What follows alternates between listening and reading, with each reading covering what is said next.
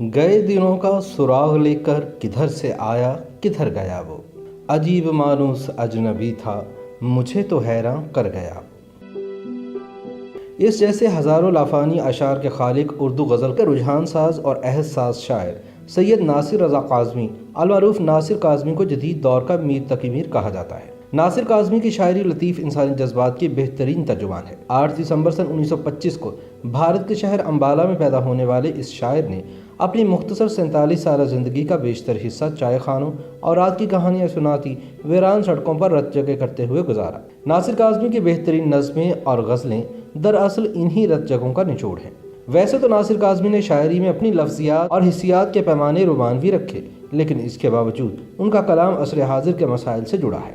غزلیں اور منفرد استعارے ان کی شاعری کو دیگر ہم عصر شعراء کے اسلوب کلام سے ممتاز کرتے ہیں۔ ناصر کاظمی کے والد کا نام محمد سلطان کاظمی تھا اور وہ رائل انڈین فورس میں صوبیدار میجر تھے۔ ناصر نے ابتدائی تعلیم نوشہرہ، پشاور اور امبالہ سے حاصل کی اور قیام پاکستان کے بعد لاہور آ کر گورنمنٹ اسلامیہ کالج سے FA کا امتحان پاس کیا۔ ناصر کاظمی سن 1939 میں صرف 16 سال کی عمر میں ریڈیو پاکستان لاہور کے ساتھ بطور اسکرپٹ رائٹر منسلک ہوئے اور پھر آخری وقت تک کسی نہ کسی صورت ریڈیو پاکستان کے ساتھ ہی منسلک رہے۔ اس دوران وہ مختلف ادبی جریدوں اوراق نو، ہمایوں اور خیال کے مدیر بھی رہے۔ انہوں نے رومانوی نظمیں اور پھر غزلیں بھی کہیں، لیکن ناصر کاظمی کو بطور شاعر مقبولیت اس وقت حاصل ہوئی جب وہ FA کے طالب علم تھے۔ قیام پاکستان کے بعد ان کے اشعار کی مہک ملک کے گوشے گوشے میں پھیل گئی اور پاکستان کو ناصر کاظمی کے روپ میں ایک نیا شاعر نصیب ہو گیا۔ ناصر نے میر تقی میر کی پیروی کرتے ہوئے اپنے سادہ اسلوب، قادر الکلامی، ندرت خیال، سچے جذبات اور احساسات کی بدولت اردو غزل کا دامن ایسے سچے موتیوں سے بھر دیا کہ وہ اردو ادب کی تاریخ میں امر ہو گئے۔ ناصر کاظمی کا پہلا شعری مجموعہ برگ نئے کے نام سے سن 1952 میں شائع ہوا۔ ان کے دیگر شعری مجموعوں میں پہلی بارش، نشاط خواب، دیوان اور سر کی چھایا شامل ہے۔ ناصر معروف ادبی رسالوں اوراق نو، ہمایوں اور خیال کی مجلس ادارت میں بھی شامل رہے۔ بعد ازاں وہ ریڈیو پاکستان لاہور سے بطور سٹاف ایڈیٹر منسلک ہو گئے اور پھر اپنی وفات تک اسی سے وابستہ رہے۔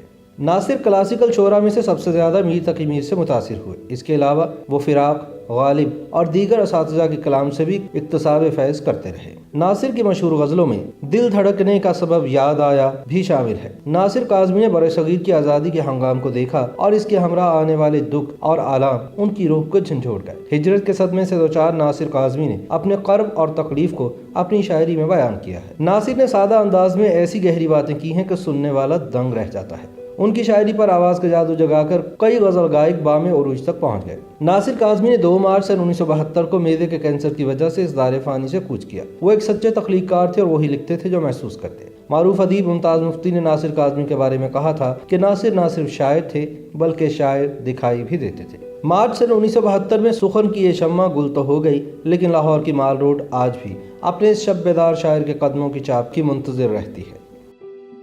YouTube پر گوگلی نیوز دیکھنے کے لیے youtube.com کی سرچ بار میں گوگلی نیوز TV ٹائپ کریں۔ گوگلی نیوز کے پیج پر سرخ رنگ کے سبسکرپشن والے بٹن پر کلک کرنا نہ بھولیے۔ YouTube پیج پر اپلوڈ ہونے والی ویڈیوز سے باخبر رہنے کے لیے بیل آئیکن پر کلک کیجیے۔ آپ کو ہر نئی ویڈیو کے بارے میں نوٹیفیکیشن موصول ہو جائے گا۔